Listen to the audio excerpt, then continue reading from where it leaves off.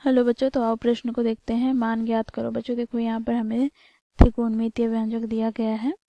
Cosec की घात 3 30 degree गुनी कॉस 60 डिग्री गुनी टेन की घात 3 45 डिग्री गुनी sine square 90 degree sec square 45 degree गुनी कॉट 30 डिग्री। तो दिए गए प्रश्न की मुख्य अवधारणा की बात करें। अब बच्चों देखो, यहाँ पर हम देखेंगे कोसेक 30 डिग्री का मान क्या होता है। देखो यहाँ पर 2। इसी प्रकार कॉस 60 डिग्री का मान क्या होता है, तो 1/2। टैन 45 डिग्री का मान 1 के बराबर होता है।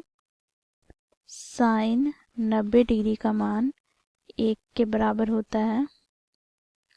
सेक 45 डिग्री का मान √2 के बराबर होता है तथा कॉट 30 डिग्री का मान √3 के बराबर होता है।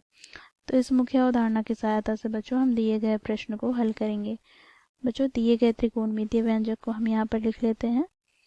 तो कॉसेक की घात 3 30 डिग्री गुनी कॉस 60 डिग्री गुनी टेन क्यूब 45 डिग्री गुनी साइन स्क्वायर 90 डिग्री गुनी सेक स्क्वायर 45 डिग्री गुनी कॉट 30 डिग्री। बच्चों यहाँ पर हम मान रखेंगे।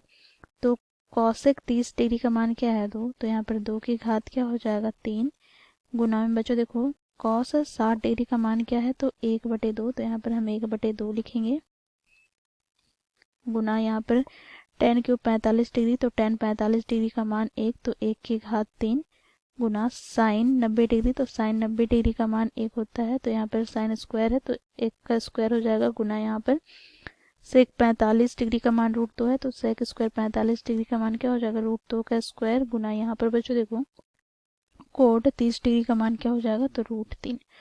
अब बच्चों देखो इसे हम आगे सरल करते हैं। तो यहाँ पर 2 की घात 3 हमें प्राप्त हो जाएगा 8 गुना 1/2 गुना 1 की घात 3 अर्थात 1 गुना 1 का घात 2 अर्थात 1 गुना √2 का स्क्वायर 2 गुना √3। ठीक है बच्चों देखो यहाँ पर 2 से 2 कट जाएगा, तो यहाँ से हमें प्राप्त क्या हो जाएगा बच्चों, इसे हम गुना कर लेंगे तो 8 गुनी √3 प्राप्त हो जाएगा हमें।